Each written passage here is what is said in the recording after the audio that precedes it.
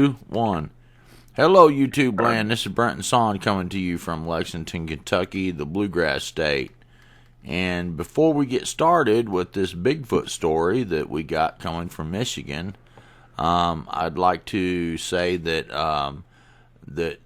listen, everyone out there in YouTube land, that it's getting real hard to keep the show going without support. Now, I have a PayPal Me account, and I have a Patreon account. Sorry, I was trying to remember that. But if you can support the show, if like a one-time contribution, you can go to PayPal Me. You can support every month with whatever you can afford at Patreon. I'll put those links in the description. Please try to do something with that, and I'll do everything I can to keep the show going. So, God bless you, and we'll get on to our guest. We have a Bigfoot story from Michigan, and I think this is going to be a really good one. So, we'll go to our guest and let him introduce himself and tell whatever he wants about himself, and then we'll just go from there. We'll wing it. Buddy, if you would introduce yourself, like what your Hi, name I'm gonna is. go. Okay, go ahead. I'm sorry. I'm gonna go by the name of Johnny. He's my best friend, and so I'm gonna use that name. But I live in St. Clair County, Michigan, which is a lower, and I own a unique piece of property. It's 20 by 20 acres square, and it's surrounded by about 2,300 acres of state game area. And the interesting part about the property is there's Edison property, which is 2,500 acres, and then the Ford estate, which was not owned by Henry Ford, but they used to do glass. It was one of his cousins, and it's 1 square mile that's fenced. And you got to understand, I live in the lower St. Clair County area, which my property is very unique. And I want to explain a little bit about myself, and that I have not searched out Bigfoot or not that I didn't think they were real. I didn't think about it, but my background, I'm a big game hunter. I've got 32 animal heads, basically. I'm a trophy hunter. I've hunted all over the United States, Mexico, South America. I know animals. I know animal tracks. I know trees. I know grass. I mean, I'm 48 years old. I've been doing this since I was a kid. And the way the story goes is I own this property, and this probably happened in sequence over the last 6 years. I would go hunting or bow hunting on my property. Now, I've hunted, intensely, so it's not like I'm out just killing animals. I respect animals. So I'm only big game hunting for white-tailed deer, and to get a big white-tailed deer in the lower Michigan and St. Clair County is pretty difficult. So I started noticing possums in this 2-track driveway. Now, you got to remember, this property is pretty secluded, but there are a lot of houses around. I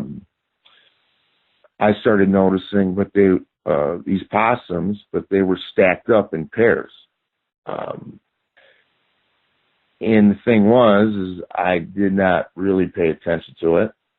I would just question, I posted my property pretty heavily. I thought maybe the neighbors were upset because they couldn't deer hunt there. And I just figured somebody was poisoning possums, because I trapped for over 10 years, so I'm a trapper on top of it. So, it's pretty hard to catch 2 possums, even if you got 60 trap, 60, a trap line of 60 traps.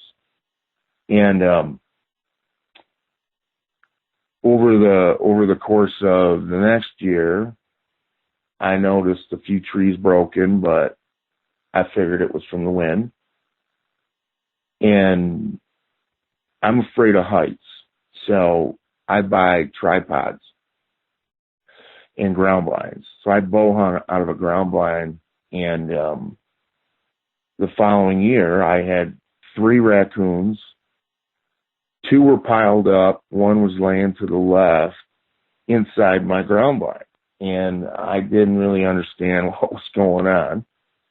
I didn't know what to figure. I just figured maybe someone's upset with me and they're putting animals in my ground blind. So the following year, I didn't notice any trees or anything broken. I ended up, I have these, I think they're called cold black cameras. I was very fortunate. I owned a large company. I had money at the time, and these cameras would send pictures back to your phone.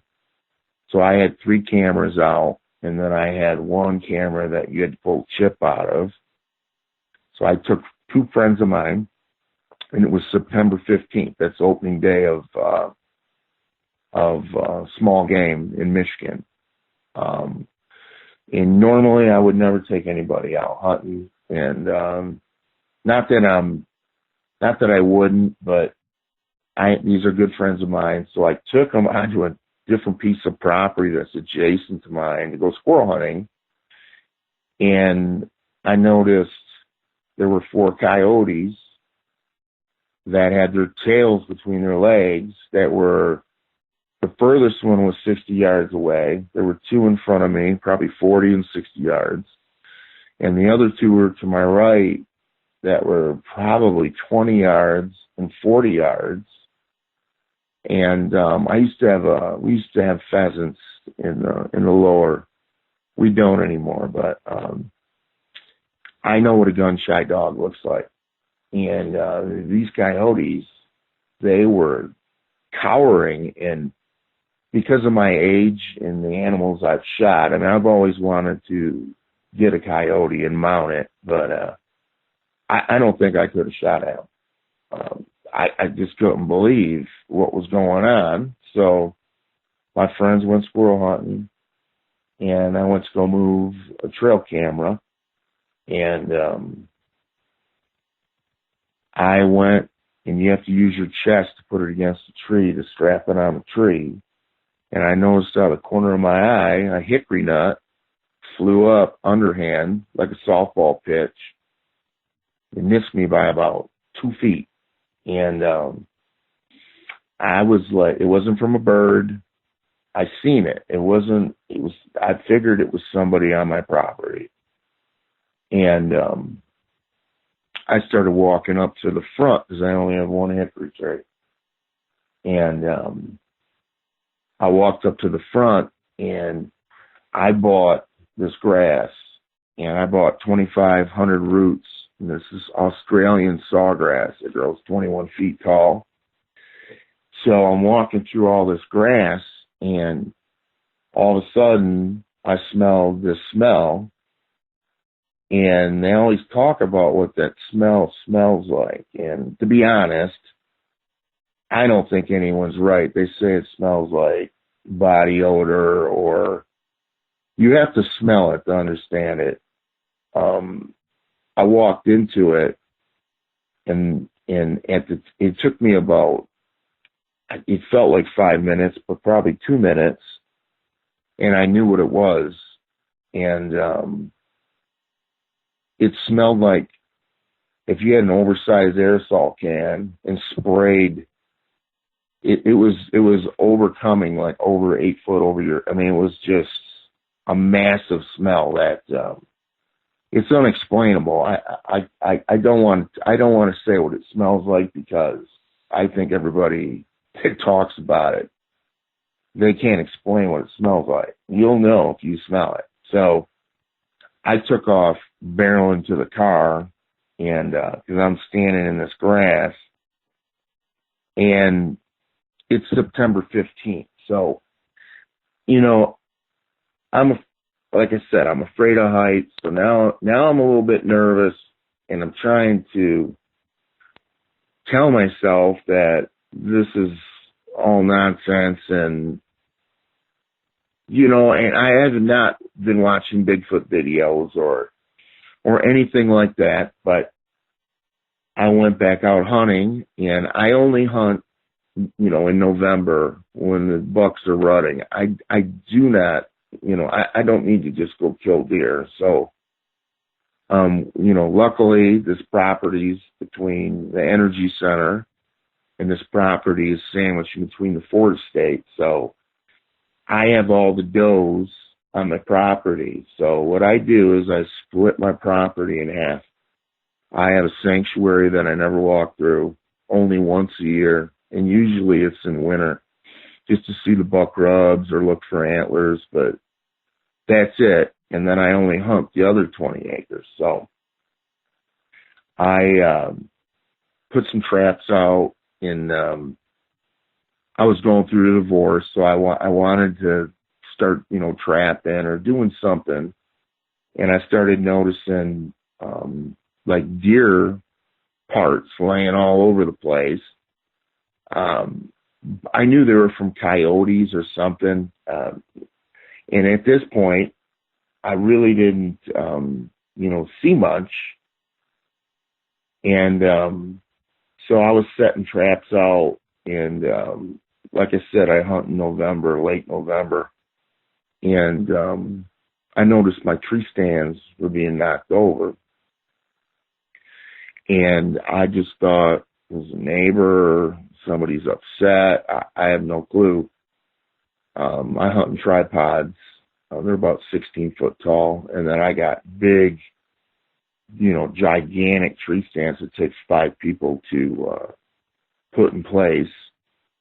And I had 4 of them. Well, they were all knocked over. And the largest one was pulled through the woods where it could have been pulled forward. It was pulled backwards. I mean, literally, you'd have to hook it up to a pickup truck to pull this through these maple trees.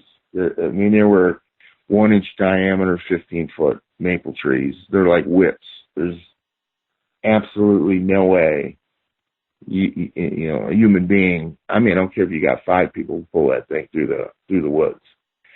And at this point, I still didn't really understand. And it was starting to get a little bit weird. So I started hunting. I think it was like November 1st. I go out in the morning, and I noticed one crazy thing right out of the gate when I went out hunting in front of my tripod, that there was a tree that was bent right over like a U shape. And I'm thinking this tree was only maybe 4 foot tall, but it was bent in a way that it physically, the wind or nothing could do it. So as the sun came up, I noticed there was, I planted a lot of white pines. I like white pines. And there's natural Scotch pines that grow on this property. And they're anywhere between 8 foot and 15 foot tall. And there were 8 to 10 or 12 of these Scotch pines snapped in half. And I'm talking, they're 4-inch in diameter, you know, 15 foot tall Scotch pines. And initially I'm like, it's the wind, right? There was a storm. But I went and checked them out, and and there was a big Scotch pine that the top was flipped in an alternate angle where if the wind blew it over, it would snap and fall down. It was flipped the other way. So I began to walk around the property and noticed that there were, I don't know what they're called. There were maybe 3/4 of an inch tall trees they're like brush that were, I don't know, maybe 10 foot tall at best.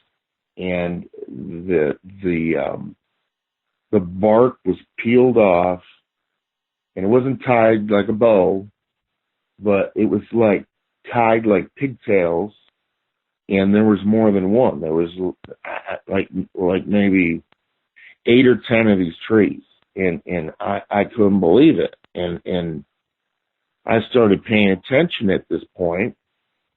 So as I walked into the sanctuary part of my property, which I never walk into, and I seen these fences, which at this point, remember, I have not been researching Bigfoot. There were trees that were laid up on an angle, and there were branches.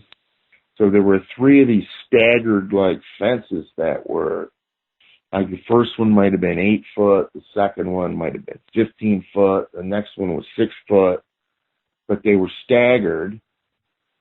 And even at this point, I'm still trying to, understand. This is unbelievable to me. So I end up walking to the front of my property, and I find 3 deer. 2 were stacked up, one's to the left, and they were all does. I think one was a 4-point buck. But I could not believe that a poacher, where these deer were put, would do something like that. And it was absolutely remarkable to see that. And there was a Bigfoot sighting when I was a little kid in Comstock Hills, and I moved up from Detroit. I don't know, maybe 13, 14 years old, and it was on the news. And I still tried to look for it today, and I couldn't find it, but they roped the whole area off, and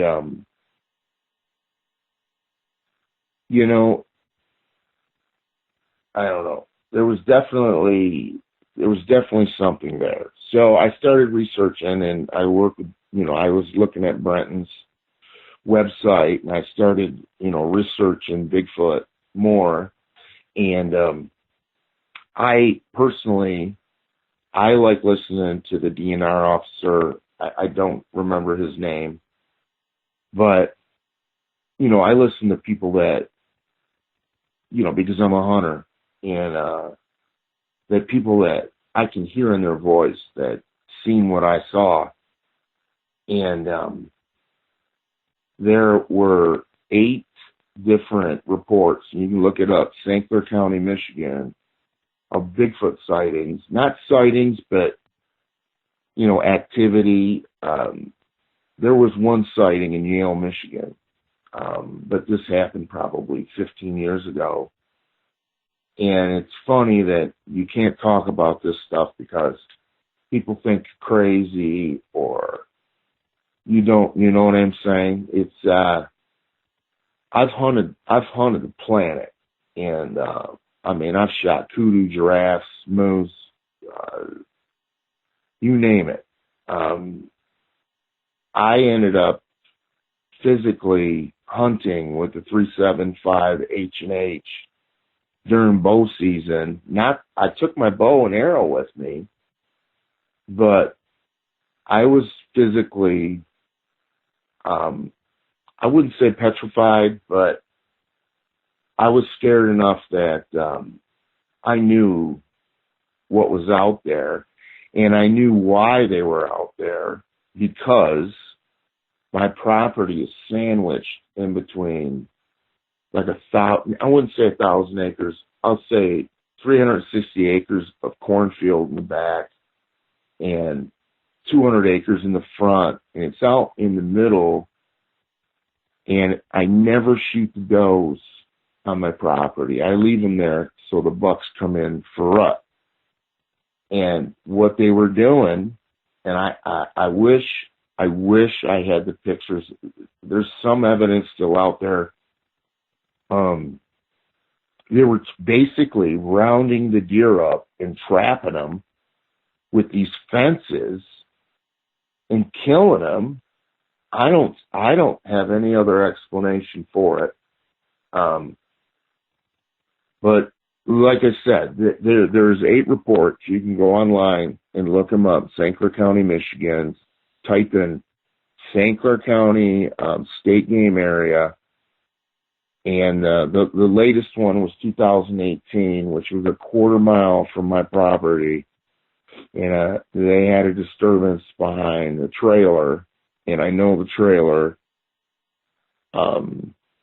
I've just now, after 3 years, I'm going to start hunting with a longbow just because I've killed so many animals, and I just don't want to shoot animals. So, but I've got enough nerve up to actually go back out there and go hunting. And I checked in the last year, and there's been no sign anymore. I believe, and just because of my hunting experience, that between September and November, they know the deer are there, and it's because of my property and where it's located that they know there's food there. And I will say one other thing, that while I was hunting, and mind you, I was nervous at this point. So I was hunting up by the road because my car was like 50 feet away. And at this point, at one night, this thing, I don't know what it was, and I can't tell you that it was a buck or whatever, but I know it wasn't, was running the entire length of my property, back and forth, tree shaking. This, whatever it was so upset that I was there, and every day, at least 3 times, my tree stands were tipped over. They were all knocked over. Imagine going out at 5:30 in the morning bow hunting or deer hunting with your rifle, or we shoot slug guns in the lower, and you have to stand your tree stand back up. It finally, I mean, I didn't push it out, but it finally, it left.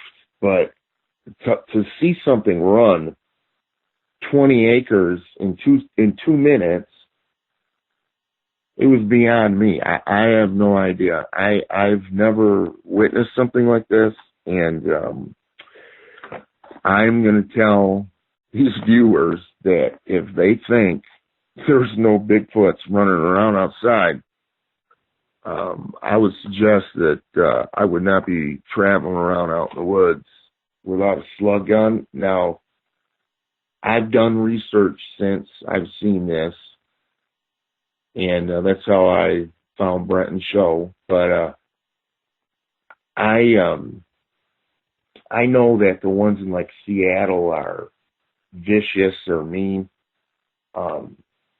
take kids or whatever. But I don't think the ones in the lower where I'm at are like that. And initially, I talked to Brenton, and I wanted to go hunt them, right? But, I'm not going to do that. I don't think it's not just because it would be really, a part of me would like to do it, but I'm not going to do that. And I guess that's my story. Well, can you explain, like when you saw it, what did it look like?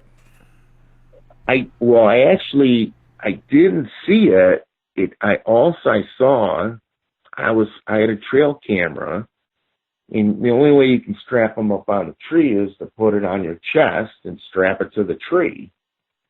So I was moving a camera, and I just saw a hickory nut come up underhand and miss me by about 4 inches.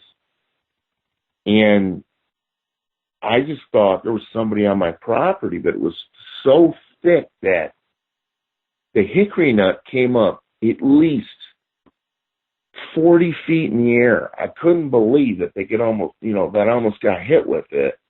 And I walked up to where it came from. And remember, I said I had bought that Australian grass. I forget the name of it. It grows like 20 feet tall. So I'm standing in this thick grass, and the smell, this, whatever it was, had to be 5 feet away. Now, I've been to Africa, where I went to Zimbabwe, and back then in 1999, there was an uprising with the leader of Zimbabwe, or whatever his name was, Mugabe. So the African people were snaring animals, and I've seen and smelled big dead animals that were rotting, and that was not what I smelled. Unfortunately, and I'm glad I didn't get to see this animal or Bigfoot or whatever it was. The only thing I went, and I should have looked for prints, and I didn't because I was too afraid to walk around out there. But I did see one track. I couldn't, to be honest, I don't want to lie. I think it was a juvenile, and just because I know animals, the footprint was maybe, I don't know, 14 inches long and maybe 5 inches wide, and it was in like the grass. And to be honest, I could not tell you if it was or it wasn't, to be honest with you. But I know by seeing the trees tied with the bows, they weren't bows, but that it was physically impossible with the dead animals, the stacked up. And the reason I say this is because there's no poacher or neighbor that's going to stack possums up, raccoons in tents, or deer stacked up. There's just no physical way. And then with all the trees broken, the way they were broken, I did see, in this property has a lot of sand, so there's like a very odd brush that grows that's thick, and it almost, I could see the trails, like deer trails, where these things were walking back and forth. I did not get to see one. No, I did not. But I know what I smelled, and I seen what happened with the coyotes, with the hickory nut. There's only one hickory tree on the property. It definitely, it was a Bigfoot. And I don't know if someone can try and look it up, but you can look up Comstock Hills, St. Clair County, Michigan. I think it was back in like 82 to 85. They, now that I understand it more, they kill them or whatever, the government comes in. It was roped off, and I remember seeing it on Channel 7 News. So, I'm not a Bigfoot searcher or, somebody that, looking for UFOs. What I saw was real, and I'm just now getting to the point where I can go out and hunt my property. I physically quit hunting the place for 3 years, almost 3 years. But I'm still afraid, and I hunt up by the road. it kind of wrecked my life, to be honest with you, because I love Well, hunting so much. listen, man, you can go out there and hunt. They'll steer clear of you. Um, they're curious. Don't get me wrong, because Well, like they these did come ones are down to my nice. tent and grab hold of me and stuff. But they were just curious. They like felt me and stuff, and then left. And Oh, but I'm petrified. You know, it's I scary. think the ones by us are, I think because they don't get any kind of, they don't have to be angry. I was actually lucky that I did not get snagged up. I think I was so close because the odor, it wasn't like a whiff of like a dead animal. I mean, I seen a dead Cape buffalo, okay, in the 100 degrees temperature in Zimbabwe. I know what dead animals smell like, and this smell, it took me, I don't know, it felt like 10 minutes, but it was 2 minutes, and I put two and two together. And I probably shouldn't have ran, because you shouldn't run like that. But I was standing in such tall grass that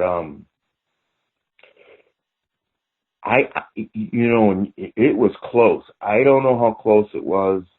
I would assume, to smell that smell, it would have had to been, I don't know, it couldn't have been 10 feet from me, and it wrecked the rest of my hunting career. I'm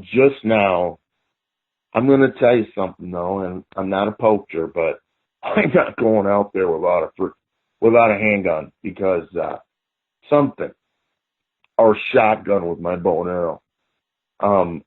I truthfully believe, I think they push deer there because they know the does are on the property, but I think it's between September in like November. I think December is too late. I think they migrate. Now, I don't know, but I think our area, because of the Detroit Edison property, and actually I made a misunderstatement, it's 2 square miles. And they just started letting the Edison employees bow hunt it. You can only bow hunt it. And I don't know if that's where they were from, or if they lived on the state game area by the Wingford, they call it Wingford Kennels. And like I said, it's privately owned. It's 1 square mile, and it's high fence. This guy's, he just high fenced his property. I don't know why, but for some reason, they got pushed out of wherever they were, and they ended up on my property. And you can believe it. You don't have to believe it. But I'm here to tell you, it's for real. So you can listen to that game warden. He ain't bullshitting. I believe you, man.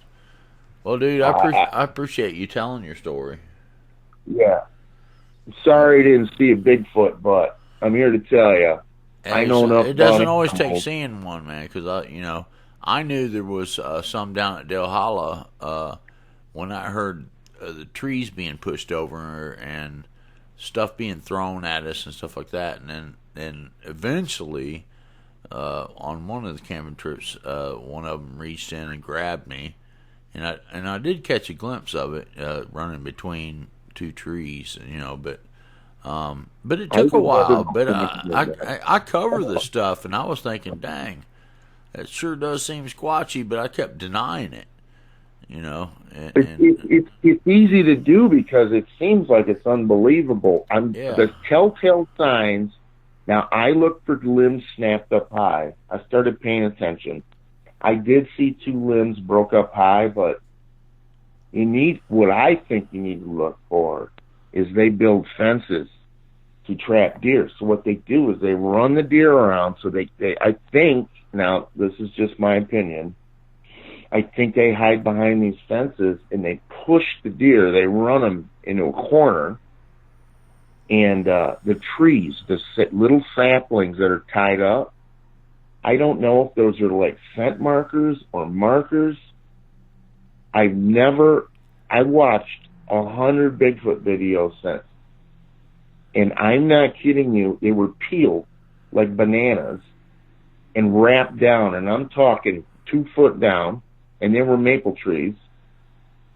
And there's nobody that would go out there and take the time to peel maple trees and tie them like that. There's no way. Right, yeah. There's that.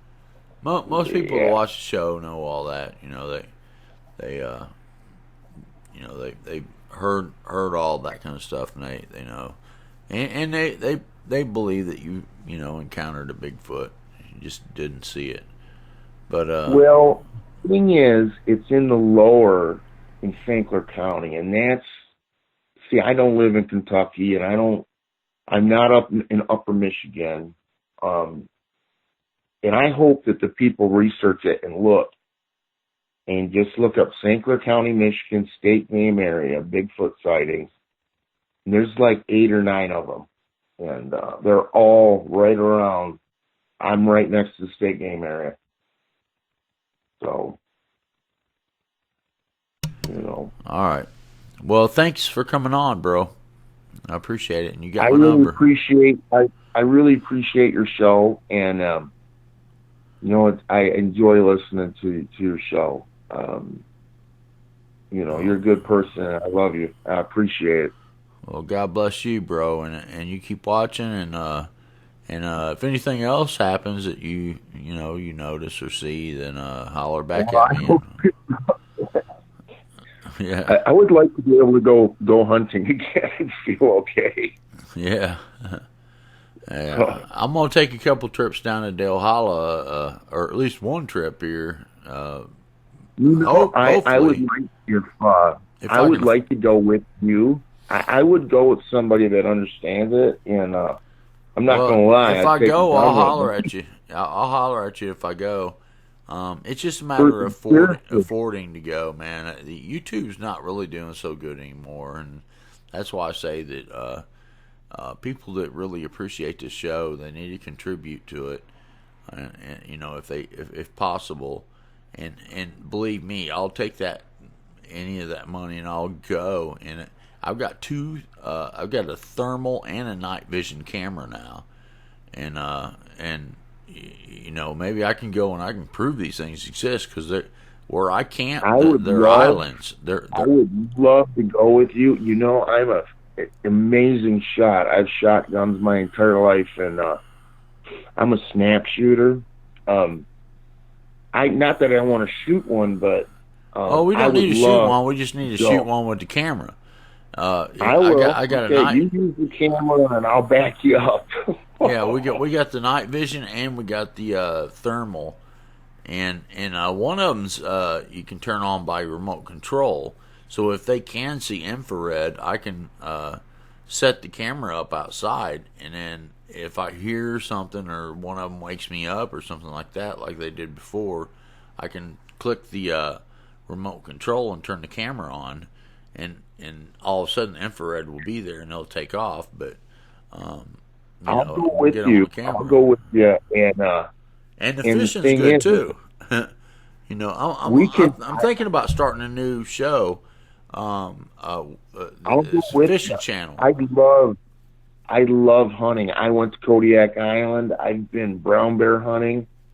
I'll have the backup. You have the camera. Let's go find a Bigfoot. I'll go anywhere you want. I think it'd be amazing, to be honest with you. It'd be fun for sure. It would be fun. And plus too, man. We cook the fish we catch on site. I love it. I love it. It's some good stuff, man. I need a new adventure. Hey, Fred, fish straight out of the lake, that's some good stuff, man. I'm telling you. It is real yummy. I know. And I've got the good recipe too, man, for cooking the fish. I've got one video about it where it's 3/4 cornmeal, quarter flour with some Lowry seasoned salt, and you can use salt and pepper too if you want, but and then deep fry it. Oh man, it's so good. It's a light batter, and fresh out of the lake. It is so good. I know they're It's as good as walleye. Yeah. Oh, it had to be. Well, I'll tell you, I'd love to go do that with you. I mean, I'm not saying I wouldn't be petrified, but I'll take a slug gun and we'll go.